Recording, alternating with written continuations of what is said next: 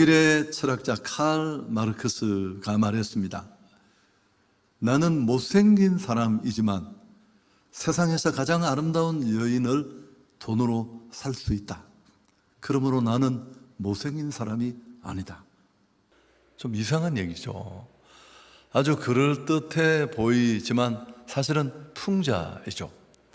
돈만 있으면 외모나 인격 이런 거 상관없이 어떤 것도 손에 넣을 수 있다라는 뜻입니다. 쉽게 말하면 돈의 횡포를 칼 마르크스가 비꼰 것입니다. 그러면서 그는 또 한 걸음 나아가 돈을 물신에 비유했습니다. 우리도 만몬과 함께 살펴봤습니다마는 돈은 전능한 힘을 지닌 신이 되어 사람들 위에 군림한다. 그래서 사람들은 그 돈을 숭배하고 돈의 주인이 아니라 그 돈에 묶여 속박되어 살아간다. 그런 얘기를 칼 마르크스가 했습니다. 여러분, 지금 이렇게 돌아보면 꼭 우리의 모습이 아닌가 그런 생각을 합니다. 돈은 인간에게 필요한 것입니다. 나는 돈에 별로 마음 없습니다. 관심 없습니다. 그렇게 말하는 사람이 혹 있습니다만은 진실을 좀 조사해 봐야 되고, 그러나 당장 문을 열고 나가면 곳곳에 돈을 필요로 하는 일들로 넘쳐납니다. 물질은 우리에게 꼭 필요하고 또 이렇게 밀접하게 연관이 되어 있습니다만은 그럼에도 돈에 눈이 멀면 그 피해는 실로 엄청납니다. 인간과 돈과의 관계는 마치 배와 물의 관계와도 흡사합니다. 물이 없으면 배는 무용지물이에요. 나무 토막에 불과하죠. 그렇지만 그 물이 넘쳐서 배 안으로까지 침범하면 배는 침몰하게 됩니다. 이게 얼마나 어려운 일이에요. 우리 인간에게 물질은 꼭 필요하지만 그러나 우리가 그 물질만큼 다스리고 지배할 때 정말 온전할 수 있습니다만 그렇지 않으면 인간은 믿음도 삶도 관계도 다 파손하고 말 것입니다. 오늘 우리가 읽지는 않았습니다만 이 디모데전서 6장의 앞부분 10절에 있는 내용인데 같이 한번 읽을까요? 돈을 사랑함이 일만 악의 뿌리가 되나니 이것을 탐내는 자들은 미혹을 받아 믿음에서 떠나 많은 근심으로 자기를 찔렀다. 돈을 사랑한다라는 게 사용의 가치를 넘어서서 돈을 사랑하면 그때 돌아오는 그 돈의 횡포로부터 받는 그 피해가 얼마나 막중한지, 믿음, 관계, 소중한 거 다 잃어버리고 마침내 자기 자신까지 공격당하는, 오늘 많은 사람들이 물질 만능주의에 빠져 있습니다. 돈이 모든 것을 할 수 있다고 은근히 확신하며 배금주의에 붙잡혀 있고, 지난주가 몇 번 말씀드렸지만 신앙인들도 그렇게 예외가 아닌 것이 많습니다. 이런 생각은 나라와 민족을 망치고 개인의 삶을 부패하게 만듭니다. 우리 기독인은 천국 가는 것만, 주일날 예배당 가는 것만 우리의 표대가 아니라 정말 쉽지 않은 이 재물을 잘 다스려서 하나님 앞에도 영광 돌리고 또 자신의 삶도 잘 이끌어갈 수 있어야 합니다. 유대인들이 늘 귀담아 듣는 그 속담에 이런 얘기가 있습니다. 물질을 다스리라. 그러면 너에게 참으로 유익하고 충성스러운 종이 될 것이다. 그러나 우리가 물질을 잘못 쓰고 도리어 우리가 물질의 노예가 된다면 그 물질은 폭군이 되어 우리 삶을 엉망으로 만들어 버릴 것이다. 돈은 내게 노예입니까? 사용당하는, 쓰임받는 그 정도의 재화의 위치에 있습니까? 아니면 그 돈이 나를 꽁꽁 묶고 끌고 다니고 그 돈의 횡포에 끌려다니는 존재입니까? 좀 돌아볼 필요가 있습니다. 그래서 오늘 이 돈의 횡포로부터 어떻게 하면 벗어날 수 있을까? 17절 우리 같이 한번 읽을까요? 내가 이 세대에서 부한 자들을 명하여 마음을 높이지 말고 정함이 없는 재물에 소망을 두지 말고 오직 우리에게 모든 것을 후히 주사 누리게 하시는 하나님께 소망을 두라. 첫 번째, 우리가 물질의 형포로부터 벗어나는 첫 번째 원리가 뭐냐 하면, 돈은 필요하지만 돈의 코를 박고 그 돈을 신뢰의 근거로 삼지 말아야 한다. 여러분, 물질이 많으면 좋겠지만 다다익선이지만 목숨 걸 일은 아닙니다. 돈을 너무 크게 보지 말라는 겁니다. 그 돈에 내 인생을 걸고 기대고 돈이 모든 것을 할 수 있을 것처럼 거짓 공수표를 막 발행하지만 거기에 기도기는 넘어가면 안 된다는 겁니다. 돈은 그냥 돈일 뿐이에요. 돈 따라가면 불행해집니다. 이 얘기는 너무 많이 했는데 우리가 늘 약하지만 돈이 결정하게 하면 안 돼요. 직장을 옮길 때, 결혼을 할 때, 인생의 진로를 찾아갈 때 그건 필경 어려워질 수밖에 없습니다. 그런데 왜 우리가 돈에 소망을 두면 안 되느냐 하면, 돈이 필요하고 많으면 좋겠지만 그 돈의 치명적인 약점, 돈에 우리가 기대할 수 없고 돈을 신뢰할 수 없고 돈에 우리 소망을 둘 수 없는 그 이유, 치명적 약점을 소개합니다. 정함이 없는 재물. 절대 잊지 마십시오. 돈의 불확실성을 지적하는 대단히 소중한 정보입니다. 있다가도 없고 없다가도 있고, 돈은 너무너무 빨리 돌고 너무 빨리 움직여요. 기대할 수 있는 게 아니에요. 돈은 그냥 돈일 뿐입니다. 그 돈은 원래 쓰임새를 따라 움직이게 구조가 그렇게 원래 되어 있어요. 돈은 한 자리에 머무를 수가 없는 거예요. 여기서 저기로, 저기서 여기로. 그래서 신뢰와 소망의 근거가 될 수 없습니다. 인간은 돈을 크게 보고 그 돈에 집착하고, 우리 모두는 또 그 돈이 모든 것을 할 수 있다고 거짓 약속에 목을 매고 돈을 숭배하고 돈을 신으로까지 추앙하는, 그 만모대라는 글자의 첫자 M자가 대문자가 돼서, 일찍이 예수께서는, 제가 마음에 관한 설교를 이어가고 있다는 사실을 다시 기억하십시오. 예수께서는 물질의 신 만몬을 하나님과 맞설 수 있는 라이벌로 경고를 하셨습니다. 자, 마태복음 6장 24절 같이 한번 읽어볼까요? 한 사람이 두 주인을 섬기지 못할 것이니 혹 이를 미워하며 저를 사랑하거나 혹 이를 중히 여기고 저를 경히 여김이라. 너희가 하나님과 재물을 겸하여 섬기지 못한다. 돈이 결코 녹록지 않아요. 하나님과 맞설 수 있는 라이벌, 21세기 우상은 돈이에요. 그래서 제가 2주 전인가요? 하나님이냐 돈이냐, 우리 네 선택의 기로에 서 있고, 인간에게 신이란 전 신뢰를 거는 게 신이잖아요. 이게 진짜 영적 전쟁이다. 봉은사 등 떼낸다고 그게 전쟁이 아니라, 돈이 모든 것을 할 수 있다는 거짓 약속으로 우리를 몰아붙이던 그 돈의 위력을 내려놓고 우리가 하나님을 선택하는 그 불안 선택, 그게 진짜 신앙이라는 겁니다. 그래서 이런 문제를 해결하지 못하면 결국 우리는 믿음도 잃어버리게 됩니다.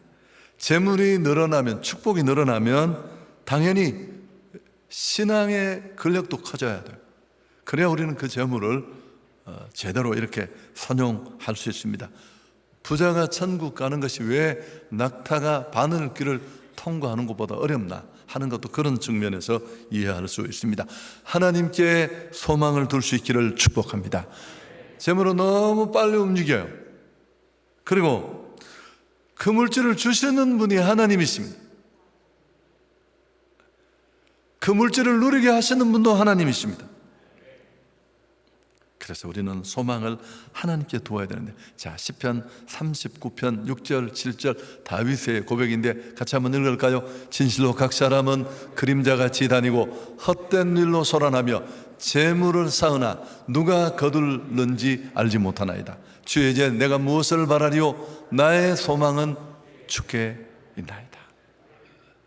다윗은 최고의 축복의 자리에서 내 소망은 하나님께 있습니다. 그의 마음을 그 하나님께 묶었습니다. 왜? 부귀도 권세도 생명도 하나님께. 그러니까 우리가 축복이 늘어나도 우리 믿음만 딱 움직이지 않으면 아무 문제가 되지 않아요. 그 축복으로 더 많은 일들을 할 수 있지만 그곳까지 가는 데는 정말 쉽지 않다는 걸. 두 번째, 또 하나, 여러분 이것도 너무너무 잘 아는 얘기잖아요. 18절, 우리가 이 물질의 그 어려움으로부터 벗어날 수 있는 그런 두 번째 방법인데 같이 읽습니다. 선을 행하고 선한 사업을 많이 하고 나누어 주기를 좋아하며 너그러운 자가 되게 하라. 돈의 횡포에서 벗어나는 또 한 가지 방법이 있다면 선한 일, 선한 사업에 부하고 나누어 주라. 물질의 횡포를 막는 대단히 좋은 예시입니다. 돈을 사용하라고 준 걸 인간은 욕망의 포로가 돼서 그 돈을 축제하고 축적하고 묶어두고 돈의 흐름을 왜곡시키고, 그럼 정말 큰일들이 많이 일어나는데, 그럼 점점 돈은 숭배의 대상이 되고 우리 신앙도 관계도 평판도 다 엉망을 만들어 버릴 텐데, 그런 돈의 이런 횡포에서 벗어나는 또 한 가지 방법은 그 돈을 적극적으로 원래 용도대로 사용하는 것입니다. 여러분, 이건 어떤 사용법을 배우는 것보다 쉽지 않아요. 제가 이 얘기도 한번 했을 것 같은데, 돈의 속성이라는 유명한 책이 있어요. 돈에 관심이 있다면 꼭 읽어봐야 될 책 중에 하나인데, 그 책을 읽어보면 돈을 모으는 기술, 돈을 키우는 기술, 돈을 관리하는 기술, 돈을 사용하는 기술은 각각 달라요. 그게 뭐가 그래? 설교 시간에 할 말 아니에요. 다시 생각해요. 여러분, 돈을 내가 벌었다고 그 돈을 가질 수 있다는 뜻은 아니에요. 그 돈을 바로 쓸 수 있다는 뜻도 아니에요. 그건 또 다른 스킬이에요. 우리가 이걸 놓치고 있다는, 돈을 버는 것도 쉽지 않지만 복권을 맞은 사람들 추적을 해보면 97%가 다 불행해지고 폐가망신, 영창하고 그 좋았던 친족들의 관계가 엉망이 되고 수백억 생기실 때 안 나눠줬다고. 이유가 뭘까요? 그에게는 그 재물을 가질 근력이 없었던 겁니다. 그건 재앙이에요, 재앙. 그래서 여러분, 우리는 축복을 구하고 풍성함과 물질의 부유함을 기도하지만 그 정상에, 그 축복에, 그 풍요로움에 오래 정말 빛난 모습으로 서 있는 사람 잘 없습니다. 그랬잖아요. 돈을 벌기보다 돈을 잘 쓰는 게 더 어렵다는 건 역사가 보여줍니다. 왜? 돈을 벌었다는 사람들은 곳곳에 있어요. 이런저런 이유로 무슨 코인을 냈고 뭘 했고, 근데 그 돈을 제대로 잘 사용해서 선한 영향을 미치는 사람들은 정말 가뭄에 콩 나듯. 그러면 그 과정에 그걸 타고나는 게 아니고, 오늘 이건 너무 평범하지만 여러분, 사용하는 게 중요해요. 연습을 해야 돼요. 제가 이런 얘기를 여러분에게 드렸을 겁니다. 제 개인의 경험이기도 한데, 아내가 헌금을 다 하는 건 대단히 좋지 않은 일이에요. 내가 돈을 세고, 내가 돈을 봉투에 넣고, 내가 돈을 이름을 적고, 이런 것들은 그때 마음이 같이 실리는 거예요. 내 보물 있는 곳에 내 마음도 있느니라. 그러면서 조금씩 나눌 수 있고 베풀 수 있고, 이게 내게 아니고 정말 내게 주어진 잠깐의 기간 동안에 내가 소용해야 될 찬스가 내게 주어졌다라는 것을 알고, 여러분, 누구에게나 돈은 쉽지 않아요. 가난한 사람들은 100억 가진 부자가 100억이나 있는데 야, 밥 한 끼 못 사나? 아닙니다. 그분들은 돈의 위력을 아는 분들이라서 못 쓰는 거예요. 함부로 욕할 거 아니에요. 마치 우리도 마찬가지니까. 그래서 조금씩 영향력 있는 사람으로, 또 진짜 축복의 사람으로, 돈만 가진 졸부가 아니라 정말 풍성함을 누리는, 어느 것도 잃지 않는 그런 사람이 되려면 반드시 우리는 이런 노력이 필요합니다. 나누어 주고 사용하고 너그러운 자가 될 수 있기를 축복합니다. 이게 결국은 하늘 창고의 물질을 찾는 일이고 돈의 횡포로부터. 그래서 물질은 나쁜 것도 아니고 좋은 것도 아닙니다. 총과 같아요. 총이 허공에서 사람을 쏘는 게 아니에요. 그 총을 손에 둔 인간이 사람을 쏘는 거지. 국가를 지킬 수도 있고 강도를 막을 수도 있지만, 그러나 또 살인 무기로 바꿀 수 있는 양면성을 가지고 있는 것도 너무 상식적입니다. 성경에 많은 실패한 부자들, 그들은 많이 가져서가 아니에요. 큰 축복을 가지고 있어서가 아니라 그 부를 자기 중심적인 이기적인 목적에만 사용했다는 것입니다.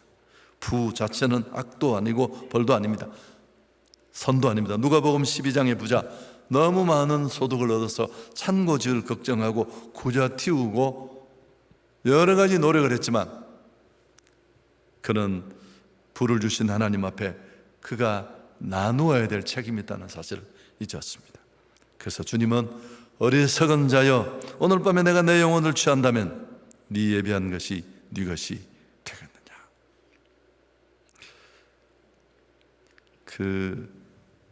시오노 나나미가 쓴 로마인 얘기, 우리 아내가 이런 역사 서적을 좋아해서 제가 이제 사줬는데 이걸 15억 원으로 되어 있어요. 매년 1년에 한 권씩 15년에 걸쳐서. 시오노 나나미는 일본 사람이지만 로마에 꽂혀서, 로마 사람보다 로마를 더 잘 알죠. 그 책을 다 쓰고 나서 그는 로마가 지금의 미국보다 더 강한 초강국으로 오래 역사에 남을 수 있었던 이유, 뭐 나쁜 면도 있었겠지만 존속할 수 있었던 이유를 유능한 지도자, 또 개방성 노블레스 오블리주, 신분에 걸맞는 그런 상응하는 도덕적인 의무죠. 이런 것들을 꼽았습니다. 그러면서 지도자가 가져야 될, 제가 이 얘기를 하려, 정말 지도자가 영향을 미칠 수 있는 지도자가 가져야 될 가장 중요한 대목이 뭐냐라는 대목에서 보통 사람은 자기만 생각하는데 리더는 다른 사람을 생각한다. 여러분, 우리가 다 대장하고 싶은데 이게 안 되잖아요. 실제로 로마인들은 유럽에 볼 수 있는 그런 왕궁이나 화려한 저택이, 개인적인 유적이 일절 없대요. 건물은 다 공공 건물이고 다 모두가 사용할 수 있는 시설이고, 그 이유가 뭐냐 하면은 자신들에게 이런 권력을 준 백성에게, 국민에게 보답해야 된다, 이런 생각이 로마의 리더들에게는 늘 있었다고 합니다. 그래서 시오노 나나미는 인터뷰를 하는 그 기자에게, 그래서 자기는 로마인을 사랑한다, 로마의 어두운 면도 있지만, 제가 이 소중한 시간에 이 얘기를 나누는 이유가 뭘까요? 여러분, 뭔가를 소유하고 잠깐 반짝이 아니라 끝까지 그걸 유지하고 다 소중한 것들을 잃지 않는 그런 사람으로 살아가는 데는 남다른 시각과 노력이 필요하다는 사실입니다. 오늘 말씀을 좀 정리해 보겠습니다. 예수님은 다른 어떤 주제보다 돈에 관해서 굉장히 많이 얘기를 하셨습니다. 예수님의 이른바 비유 38개, 40개 중에 16개 비유가 돈에 관한 주제입니다. 돈을 소유하고 관리하는 데 대한 구절입니다. 복음서에서 10구절 중에 한 구절쯤 비율이 되는 288개 구절에서 돈을 말합니다. 성경은 기도에 관해 500구절, 믿음에 관해서도 500구절 뿐인데 돈과 소유에 관해서는 얼마쯤에 2000구절을 얘기해서, 왜 이렇게 많이 하셨을까요? 돈 문제를 확실히 하지 않고는 신앙을 점검할 수가 없어요. 왜냐하면 몸은 교회에 와 있고 주를 입으로 부르는데 내 마음의 신은 돈인 경우가 많아요. 지난번에 말씀드렸던 그 부자 청년, 계명을 지켰고 제자가 되고 싶다 하는 그를 향해 예수님이 뭐라고 했습니까? 네 소유를 팔아 가난한 자들에게 나눠주고 나를 따르라. 고민하다가 돌아갔잖아요. 모두에게 적용되는 말이 아니라 적어도 그 청년에게는 돈이 하나님이었습니다. 너 그 우상 찍어내지 않고는 이 길을 갈 수 없다라는 주님의 권고였습니다. 돈을 지키느라 인생을 다 보내는 사람들이 있습니다. 애지중지. 왜 그럴 필요 없어요. 애초부터 하나님이 주실 때 용도가 틀렸어요. 물질은 사용하라고 주신 겁니다. 저장하라고 주신 게 아니고 언젠가는 돌아서 또 날아가 버려요. 내게 주어졌을 때 한 사람의 주머니에만 오래 머물러 있도록 그렇게 원래 돈은 설계되지 않았습니다. 그리고 누구든지 이 돈의 흐름을 왜곡시키려고 하면 대형 사고가 발생합니다. 여러분, 우리가 오늘 이 너무 평범한 구절이지만 이 설교를 듣는다고 100년 안에도 다 해결될지 모르지만 자신만을 위해 살고 싶은 욕망을 내려놓고 이런 더 바른 쓰임새를 몸에 장착할 수 있는 우리 모두가 될 수 있기를 축복합니다. 자, 18절 19절 다시 한번 읽습니다. 선을 행하고 선한 사업을 많이 하고 나누어 주기를 좋아하며 너그러운 자가 되게 하라. 이것이 장래에 자기를 위하여 좋은 터를 사 참된 생명을 취하는. 여러분, 여기 키가 뭘까요? 자기를 위하여. 여기 나는 없는데 나를 위하여 한 건 아무것도 나를 위한 게 아닌데 타인을 위한 게 진짜 나를 위한 거예요. 이것만 남습니다. 재물은 복이다. 아니요, 그렇게 말할 수 없습니다. 언제까지요?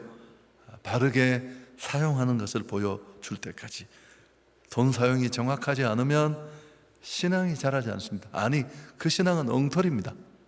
이 부자 청년과 똑같으니까 진도가 거기 막혀서 나가지 못해요. 이번 이 마음에 관한 시리즈 설교가 정말 왜 이 돈 문제에서 종착을 할까요? 다음 주에 끝을 내려고 하는데 이유가 뭘까요? 가장 강적이고 정말 우리 마음을 지배하는 건 하나님이어야 하는데 정말 많은 사람들이 하나님의 위력은 경험하지 못했고 돈의 위력만 알고 있는 겁니다. 그래서 돈의 횡포에서 벗어나기 위한 좀 몸부림, 제가 그냥 고민하면서 정리를 한 것들입니다. 나도 이렇게 하고 싶다는 마음으로 정리한 것이니까 여러분에게 혹시 적용과 실천에 가난해서 정말 돈을 관리 못할 사람은 하나님이 안 주셔야 돼요. 사랑하면 꽁꽁 묶어서 그냥 다 불편하더라도 더 소중한 걸 잃지 않을 테니까. 부모도 그렇게 하잖아요. 자, 첫 번째, 좀 우리가 단순한 삶을 연습하고 배워야 합니다. 물질주의 소비, 낭비가 만연한 이 세상 속에서 좀 더 단순하게 사는 그런 삶을 우리가 노력해야 합니다. 허드슨 테일러의 전기를 읽어보면 그는 중국 선교사로 가기 전에 먼저 선교 훈련을 받기 전부터 어려움을 참는 것을 연습했습니다.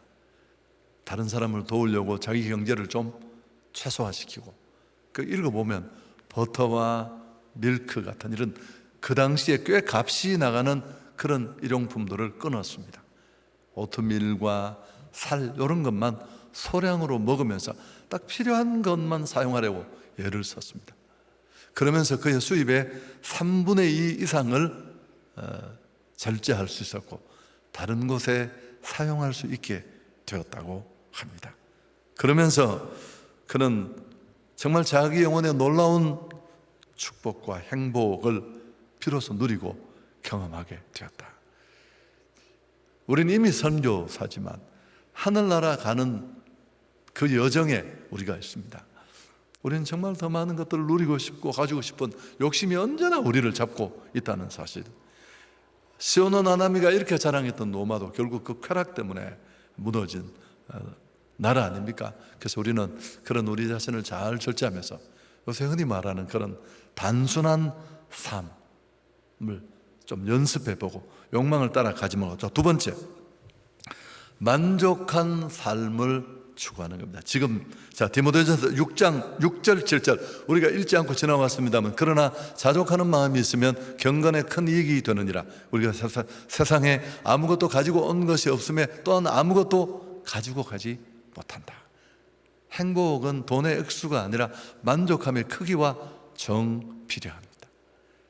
우리의 욕심과 욕망은 가지지 못한 것을 더 가고 싶고, 이미 가졌는데도 더 얻고자 하고, 이게 미치고 환장하게 하는 거예요. 지금 감사하면 됩니다. 근데 참 놀라운 건, 그럼 하나님은 더 많은 것들을 누리게 하세요. 눈을 뜨면 아예 감사를 한번 해보시죠. 피 사일러스는 자기를 행복하다고 생각하는 사람이 행복한 사람이다. 사실 조금만 더 가지면 좋겠다는 게 록펠러의 이야기였어요. 지금의 화폐로 계산할 수 없는 어마어마한 부자였음에도 불구하고 깨닫기 전에 그는 행복에서는 물질에서 오는 것도 아니고 지위에서 오는 것도 아닙니다. 생각에서 오는 겁니다. 마음에서. 지금 만족하면 좋겠습니다. 그리고 세 번째가 오늘 이야기했던 이 나누는 삶을 실천하는 것입니다. 여러분, 돈을 벌고 저축하는 것은 잘못이 아닙니다. 그러나 돈을 저축하면서 자신에게 물어봐야 됩니다. 왜 저축하는지, 왜 모으는지, 돈을 버는 이유가 뭔지, 과연 그 목적이 나를 치장하고 풍요롭게 하겠다는 이기적인 목적에만 있는지, 그렇지 않고 거기 건강한 소망이 있다면 문제 없습니다. 마지막 한 구절을 보여드리면서 오늘 설교를 마치려고 합니다. 돈을 바르게 쓸 줄 아는 사람이 곧 돈의 주인이다. 돈을 바르게 쓸 줄 아는 사람이 돈의 주인이다. 돈의 횡포로부터 벗어날 수 있는 가장 강력한 방법입니다. 하나님께 영광 돌리겠습니다.